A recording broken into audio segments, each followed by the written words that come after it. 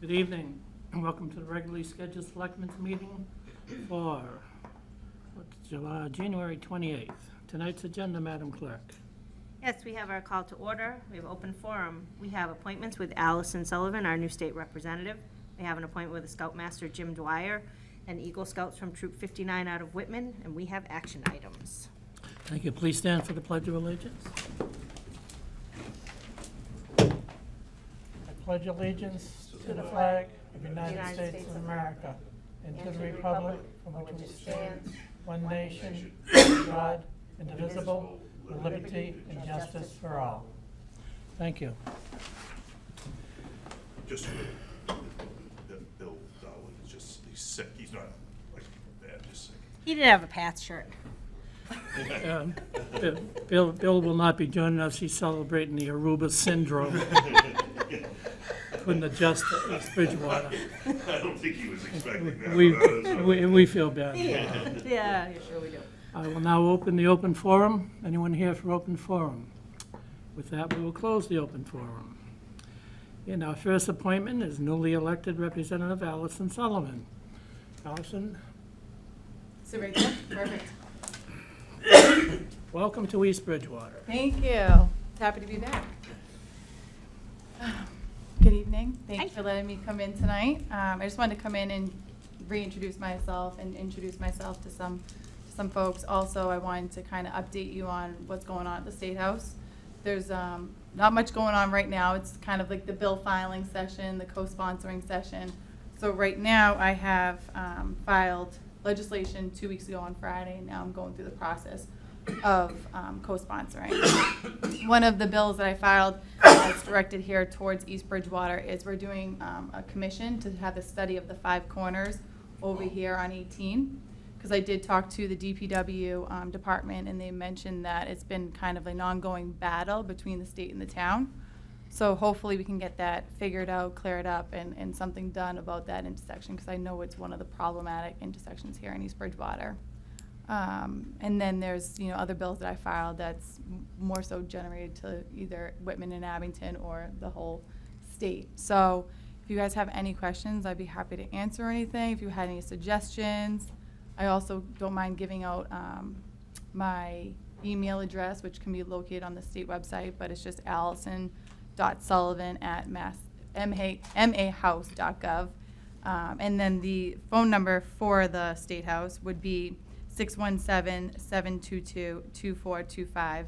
And you can just ask for myself, and my legislative aide is Jason Ross. So if you guys have any questions.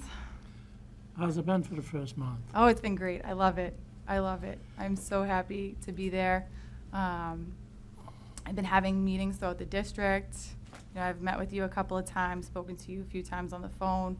I've also had meetings in Abington, Whitman, and surrounding areas as well. I've had a meeting with the sheriff down in Plymouth. I had a meeting with the chief of police through the southeastern district of the state. So it was about I think there was like 60 or so police chiefs in the room, which was nice. And just meeting new people, it's great. Awesome. A couple of the other bills you filed statewide, could you give us a little information on? So there's one that I'm working with Senator Vinnie DiMacedo and Senator Walter Timilty. We're working on with Police Chief Scott Allen and Buteri, I believe, down in Plymouth.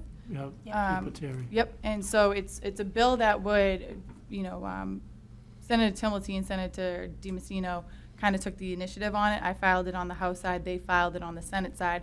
So the bill would kind of mirror what Rhode Island's doing, where when the police department here in East Bridgewater, when they have an opioid overdose, they go to the home, I believe it's 24 to 48 hours after the overdose, and they go with the plainclothes officers. It's the PCO, I believe, the outreach program they have. But right now, the way they do it is they give the family a pamphlet on where they can go to get Narcan and how to administer the Narcan. So this bill would alleviate that step and allow a police officer to train the family member and give out Narcan. So I think that's one of the bigger ones that is kind of going to get a little bit of spotlight. And I think that one is a necessity in what we're dealing with the opioid crisis going on through the Commonwealth. So I know you've been in touch with EB Hope, as you said, and Jeff was very involved with EB Hope before you.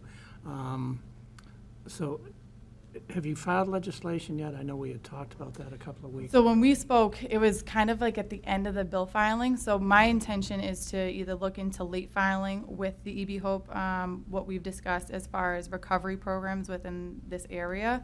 Right. I'm still doing some more research on that. I have my aide also doing research as well to figure out what we need to do and how we need to do it in order to get it here or in the vicinity of East Bridgewater.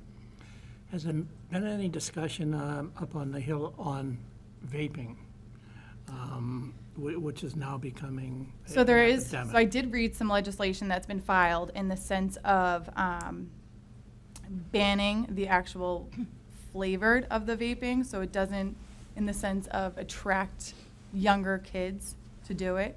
Because the argument is that the flavors are kind of geared towards the younger generation, and it's getting It's like them cotton hooked. candy. Yeah, I mean, who wouldn't want to do that if it tastes nice? It's not like a cigarette that doesn't taste nice. So there is legislation. I did come across it. I'm in the process of reading that, and it would ban those flavors, I guess you could say, so it doesn't market to the younger generation. But, I mean, it's such a huge issue. I mean, I've had conversations with the superintendent in East Bridgewater, with also Chief Allen, about vaping going on in high school, and them confiscating these the Juuls, I think they're called. Yes. And it's kids that are not even 18 that are under their age. And the good part is that the smoking age went up to 21, so you can't, unless you are already 18, you're grandfathered in. But now, as of January 1st, it's 21, so you hope that it will deter people from using it. I know there was possible talk about legislation to increase the fines selling to underage kids Well, that would be the good. vaping products. So, which would be nice, because if that's the case, then those fines would then go back to those cities or towns that it happened in. So, and hopefully that would deter the establishments from selling to underage kids.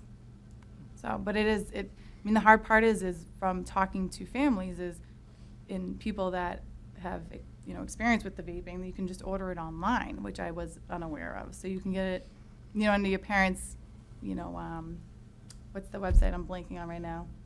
Like Amazon? Yes, buy the thank stuff you. on Amazon? Yeah, like something like that where you can, I mean, I wouldn't buy it on Amazon because you don't know what you're going to get, but you can get it from right there, which is disturbing.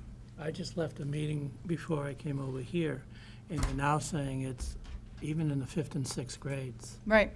it's out there and Yeah. it's used, and they're talking peer pressure and everything else that goes with it. They're also saying, I guess, some of the cartridges from the Juuls vaping, they're being reused, except they're being filled with marijuana. So that was another issue we've talked about as far as open container laws for marijuana and dealing with how do you determine and, decipher between what is a tobacco Juul and what's a marijuana Juul. So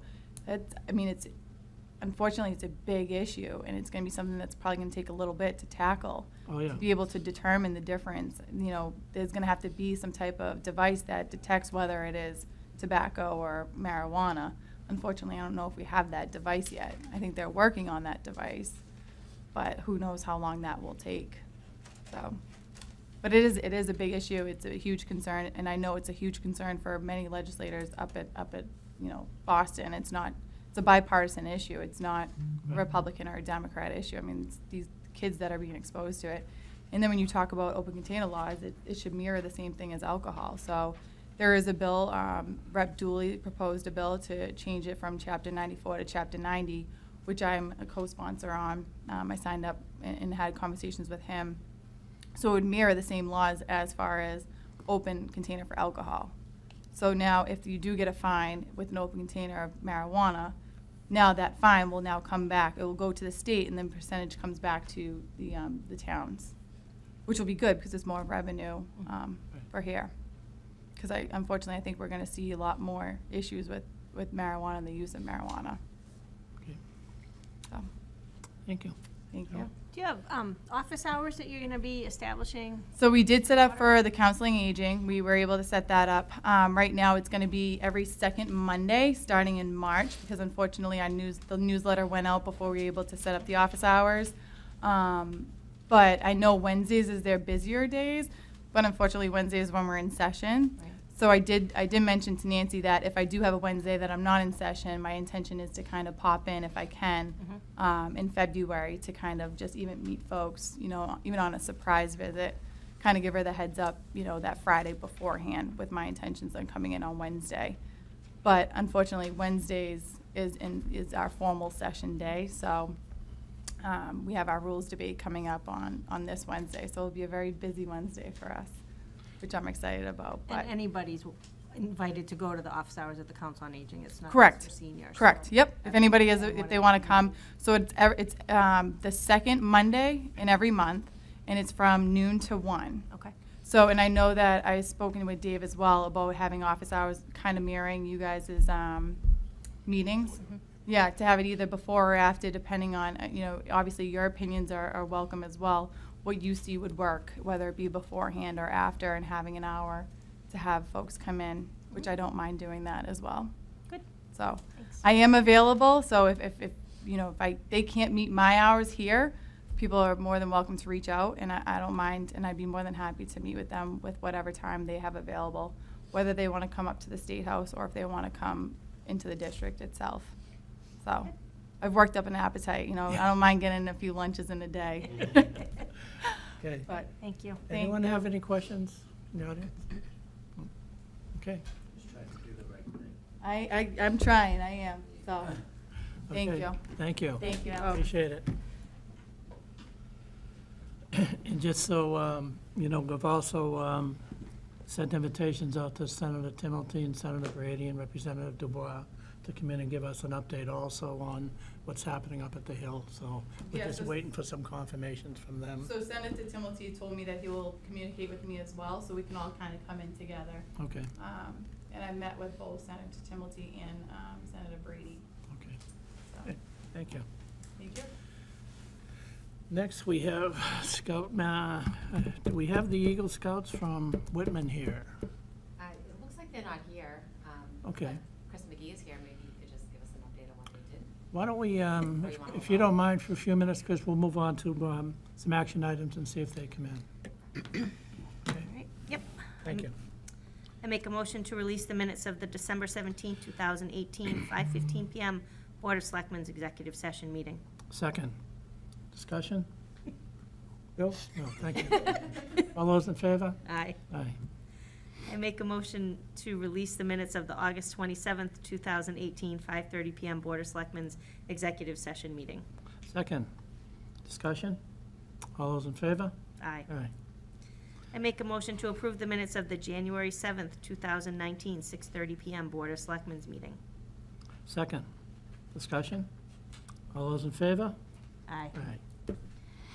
I make a motion to approve the request from Riley Costello, East Bridgewater Class of 2020, for the use of the town common on Saturday, May 11th, 2019, for Class of 2020 yard sale fundraiser. Time of the event will be 10 a.m. to 2:30 p.m.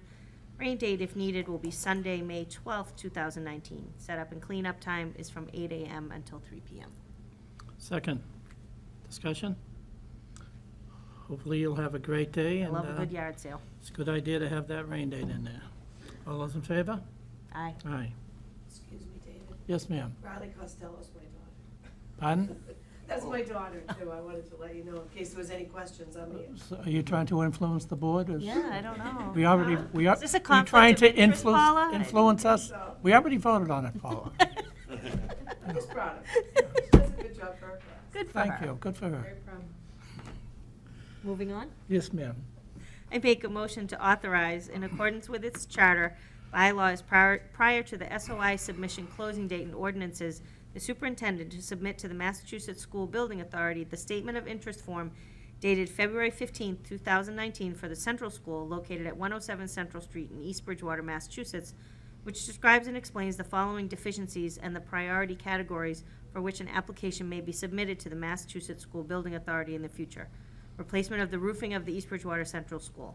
This proposed project will replace the original 68-year-old slate roofing, with the priority being replacement, renovation, or modernization of school facility systems, such as roofs, windows, boilers, heating and ventilation systems, to increase energy conservation and decrease energy-related costs in a school facility, and hereby further specifically acknowledges that by submitting this statement of interest form, the Massachusetts School Building Authority in no way guarantees the acceptance or the approval of an application, the awarding of a grant, or any other funding commitment from the Massachusetts School Building Authority, or commits the East Bridgewater School District to filing an application for funding with the Massachusetts School Building Authority. Discussion? George, just want to give us a quick update? Essentially, what this is doing is it's getting you into a queue. And I think the two things that you read, that we're there, this doesn't say that they're gonna give us anything, and it doesn't say that we're obligated to take anything. I think they're trying to put in again, and in fact, now, there was the word boiler in there, well, we've already done that, but I think it's one of those omnibus sort of statements where, it could be a boiler, it could be this, it could be that, or whatever, and it just sets it up so that they can come in and be considered, and that they begin being put into a queue. Okay. Sounds good. Further discussion? All those in favor? Aye. Aye. I make a motion to change the opening hours for East Bridgewater Commercial Club on Sundays from 12 PM to 10 AM. Second, discussion? This is for their breakfast that they This do. is for the breakfast they do every Sunday, and we have granted these license openings for 10 o'clock for other establishments, so, and this has all been checked and approved by police and fire and so on and so forth. Okay. Any further discussion? All those in favor? Aye. Aye. I make a motion to approve the following Class 2 license effective January 28, 2019 through January 1st, 2020. License number 29, Robert N. DiAgostino, doing business as East Bridgewater Motor Mart. Mr. D'Agostino's here. Bob, you want to talk a little bit about what you're doing there? Yes. Hi, I'm Bob DiAgostino, I have Bobby D Motors, and I have a lot that's just south of Bobby D Motors and just north of Clark's Foundry, and it's a 20-car license with a storage, and it's been approved by the planning board and the conservation, and it's just an additional lot that I needed. It's also been approved by police and fire. Yeah. And Bobby's been in business for, Long time. Been in business for 46 years, yeah. Yeah, I like it, I still like it. okay. Anyone else? All those in favor? Aye. Thank you. You're all set. Thank you very much. Enjoy your night. Thanks, Bob. I make a motion to approve the following junk dealer's license to sell gold, silver, etc., effective January 28, 2019 through May 1st, 2019. CNC Antiques, Wayne Chapini, manager. 8 and 9 kind of rolled together. Oh, okay. And also to approve the following second-hand articles license effective January 28, 2019 through May 1st, 2019. CNC Antiques, Wayne Chapini, manager. Thank you. Welcome, sir. Well, thank you. My name's Wayne Chapini, and I'm here to try to open up a little antique shop at the Elmwood Post Office on approval. And maybe consign, mostly antiques, but could buy gold and silver. The reason that's in there mostly is because, sterling flatware and candlestick holders and stuff like that. We do have all approvals from police, fire, planning. Chief Allen has stated that Mr. Chapini will be logging all transactions with the pawn shop database. Plymouth County. Yeah. How much of a square footage That's do you what I have was up gonna there, ask. Wayne? Approximately 1,000 square feet. Okay, Yeah. bigger than I thought. Okay, I think it's been an antique shop a few times. I'm hoping this time I can keep it open. okay. Best of luck. Is there parking there? Is there parking? On the side. Parking on On the the side. side, okay. Yeah. And a handicap. Oh, hope it's successful for you. Anyone else? Any further discussion? All those in favor? Aye. Good luck, sir. All right, thank you. Have a good night. Okay. We will go back and ask These the, are scouts. Isn't a scout trustworthy, on time, is on time part of Courteous, the kind, Boy obedient, Scout brave, motto? clean, reverent. My husband would know. I didn't see any prompt in there. No. Well, and he's not, so. Chris, if you'd like to come down and just give us a little background on what our, Well, I was not here when this project Perfect. Okay. project occurred, but I've been briefed by the staff at the library, and I have a pretty good sense of what they've done, what the guys did, and we're very pleased with it. They constructed a few pieces of furniture, constructed a busy board in the children's room. All of these activities were in the children's area. So the busy board is just basically a board that has all sorts of little things that kids can do, locks and things that they can manipulate, chains and stuff that, so they can get some motor skills, develop motor skills. They also painted the toy room in the library. Nice. And for all of the activities that they did, they sought donations. So in addition to actually doing the work, they went out and they secured all the materials and coordinated with the previous library director and with the children's librarian to have all of these activities take place. It looks really good, and we're pleased with it, and it all gets heavy use. Yeah, I was up there. They did do a fabulous job, and they're twins. Oh, I didn't realize that. Oh, good for them. Now, did we get, are they a member of East Bridgewater Troop? Is that why they did the library? And, because I know they live in Whitman. No, Troop 59 is not Yeah, I East think that Bridgewater. they were- That's Yeah, a they were in troop. Whitman. Okay. So it could just be that they were looking for projects, and No, that we had projects that they could do at the library, so, Well, we appreciate the crossover. yeah. I said they did do a tremendous job. I was talking with Ann up there, and Mhm. just couldn't get over how much they That's did. And great. when they do the painting and stuff like that, as a part of their leadership program, they also bring in other troop members. Right. And they actually just do the overseeing of it, directions. and Yep, yep. They They did a have to tremendous solicit job. donations and Right. work as Mhm. a group, so that's good. Good that we got the Yeah. benefit of that. Okay. Thanks for coming in, Chris. All right. Thanks, Chris, we Always appreciate it. good to see you. Okay, we will sign these and call them and have I'll them see if maybe they can come by and. pick them up. Oh, Yeah. If they can let us know, maybe one of us can be here and Yeah. give them a clock or something to get them here. Okay, that's the end of our business for this evening. Town Administrator. Well, at the end of this week, we set it for, I think it was February 1st, which I believe is either Friday or Thursday. It's Friday. Friday, okay. We have will be the time for the submittals of the budgets. And we've received a few already, and we're beginning to put them in, but human nature being what it is, there'll be a wave on Friday, and then everybody will say, what's the number, by the way, before we even got them in. But after speaking with some of the members of the Finance Committee, I think we might take an extension on what we did earlier in the year. And again, we have to sit down and like kind of hammer it out. If we're gonna do it, I wanna do it on a period of time that we are actually coming in with something to talk about rather than, just speculation.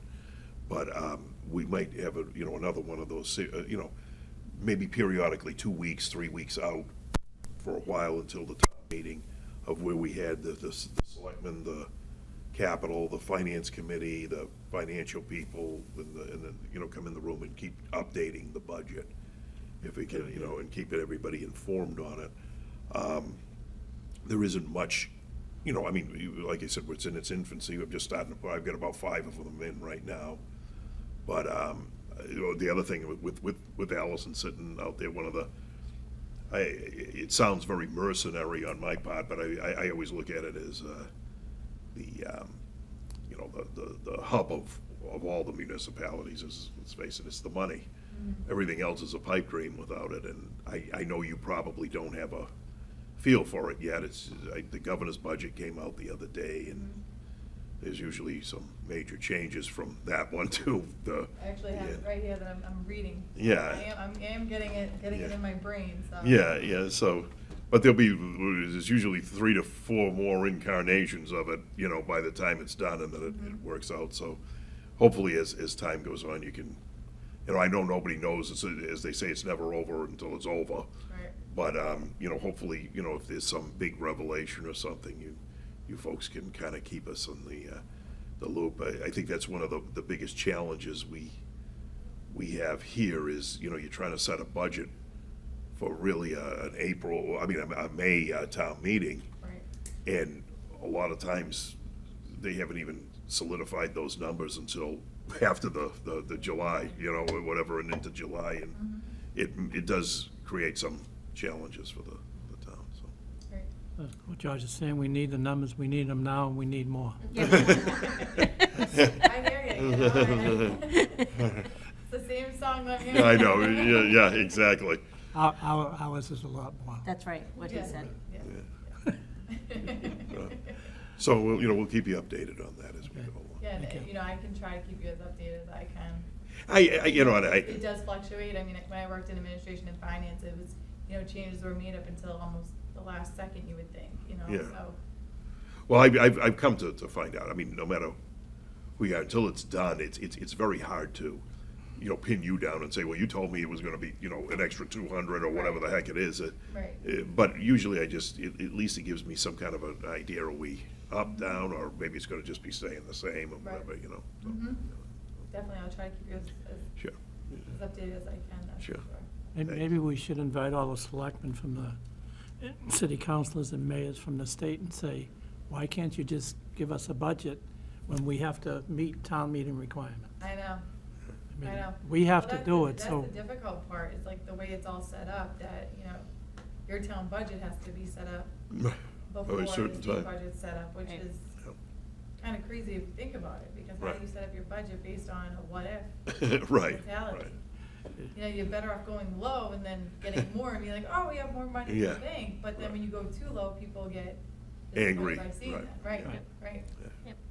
So, obviously, as much as I can, and, you know, Senator Timmelty and Senator Brady are great. Sure. And they do have I have a great working relationship with them, so I'll communicate with them and figure out how we Yeah. can try to keep you guys as close to a number as possible. Yeah, I mean, I know, obviously, I've been with a lot of different reps, and one person can't wrap their hands around it, and it's not their, the total responsibility, but it's just, whatever you can do would be a help, so. Definitely. She's been hearing that now for about a month, I think. Well, I'm just talking about the information more than the actual, actual number? yeah, I've given up on, You'll yeah, I've given up on what are you guys gonna get us this year, because, it is what it is, so. Yep. Okay, anything else, George? No, that's pretty much, we're knee deep in that right now, and hopefully we'll be. Rebecca? The only thing I have is Town Hall will be closed Monday, February 18th for the President's Day holiday, Okay. 2 weeks away. Board discussions. East Bridgewater Cable Television License with Comcast. Well, I had asked this to be on, because we had gotten that letter from Steve Brown, but then since I asked for it, I know. then we got a different Yeah. letter from Attorney Clifford saying that we didn't need to appoint a committee. So I don't know if it's a moot point at now. I'm gonna reach out to Attorney Clifford, because I don't know why we don't appoint a committee this time, when 10 years ago we did, and he didn't really, I wasn't sure if it was because of the way we made some changes with the EBC TV agreement. That's I what, just think it's essentially- really important that we get a good deal, since it's gonna be for 10 years, and I think there's a lot of potential changes in funding from Right. Comcast, and so we wanna make sure that it's, I think Attorney Clifford's a good negotiator, so I'm not too worried about that. No, and I think and again, I'm having all I can do to remember what we did last week, never mind. 10 years ago was a long time. But I do believe that at that time, we didn't have a cable advisory board. I think that was something that they did 10 years ago and created it when they had done it. So right now, your board is really the cable advisory board. However, like he said, he does the thing, but then he would sit, like he does, like we do with all the other Right. contracts. You're gonna, you guys will say, hey, we heard that they're giving out X or whatever or something. Is there any, thing to this? And then the others will say, hey, we've seen 4 or 5 different towns and they got this. And then he can pursue Norton got a it. good, Norton just. They got did a my good s- deal. My son's Yeah. over there, and Brockton Right. just finalized theirs. Okay. for the, Right. I don't know how Right. long the contract was. So now is the time to. Right. Know where really, that's Right. why they appear to be amicable to everyone else, the Right. time to go for it. yeah, Right, exactly. So, I mean, So we'll have that meeting at some point with, it's, yeah, and this was, yeah, the letter was actually from me. I talked to him on the Okay. phone, and he just basically, Yep. you know, I was just reiterating what he said, so it's probably better. Ultimately, and when I say that, I don't mean, you know, a lot of times I'll end up the thing either, you know, call the office or call Mr. Clifford direct, and, you know, oh, sometimes. yeah, that was fine. Yeah, well, I mean, you know, when there's times like, you know, when you begin to get into the legal schmiegel, there's my rendition of it, and then there's a lawyer's rendition of it that's a lot cleaner than what, you know, I'm saying. So. Yep. Well, like I said, I had asked for that, and then you did that, so Yeah, you yeah. were so. set. Okay, good. Anything else? Go Pats? Yeah, I know. We have to make a I get motion. I get the towel. You got that, Zach? Set the motion to adjourn before she gets carried away. Puts my eye out. Motion to adjourn, it's a towel. Motion to Second. adjourn. All those in favor? Aye. Go Pats, see you in 2 Go weeks. Pats, everybody.